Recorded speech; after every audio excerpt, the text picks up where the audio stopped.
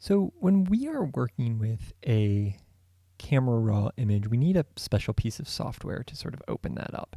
And so that could be the software that came with your camera, like a Nikon piece of software, Capture One for the Sonys, you know, whatever. Canon makes its own special software. I've sort of found that the camera manufacturers, the software is not great. It's just sort of hard to work with. And so since we're sort of working in an Adobe environment, let's go ahead and talk about some ways to sort of move from Lightroom into Photoshop. Let me just also say that if you're not using Lightroom and you just have the files that you're ready to just open up, go ahead and open those up and it will open up into the Adobe Camera RAW window before you get into Photoshop.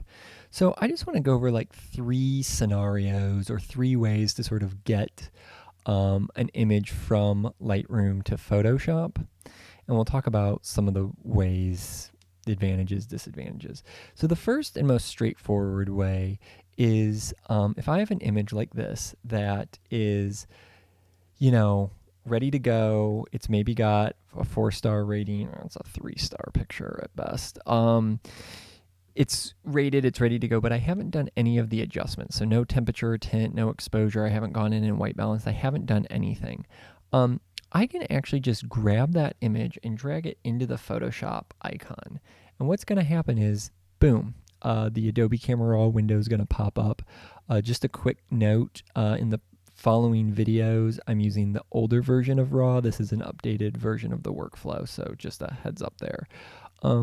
But now I can do my temperature, my tint, my exposure. I can really start to like dial in how I want this image to sort of look. And then I can say done, cancel, or I'm ready to go. At this point, I'm just going to say done.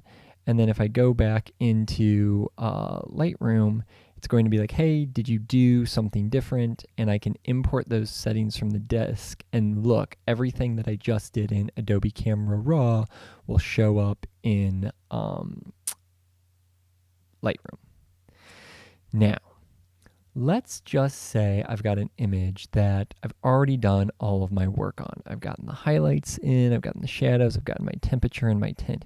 If I just drag that image into Photoshop like I just did, I want to show you. Do you guys see that none of my adjustments have gone through? Now, I could sort of sit in this window and I could look between here and I could go back to here and I could sort of go back and forth and type in all those things manually, but who has time for that? What I want to actually do instead is I want to do a right click and I can say open as smart object in Photoshop. And when I do that, it's going to sort of use that smart object functionality to open up my image inside of Photoshop.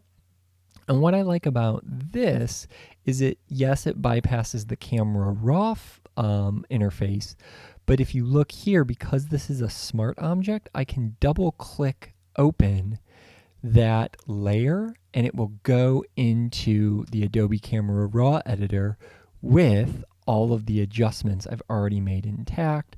I can maybe, let's say, bump the exposure up, say okay, and then those will transfer through. Okay, so I like that smart object option because, again, I'm using a smart object workflow. If you're not using a smart object workflow, the third way that you can do this is you can have your image already edited in Camera RAW, and I can do edit in Photoshop 2020. And so what that'll do is that will bypass the Adobe Camera RAW function, and it will also not make it a smart object, so it will make it an editable layer that you can use if you want to, just like a normal Photoshop file. So again, I don't think there's like one best way. There's just 3 different ways to do it. I prefer that middle way where I sort of adjust it in Lightroom a little bit and then I open it up as a smart object, but you're going to find the most useful solution for you. Okay, we'll go from there.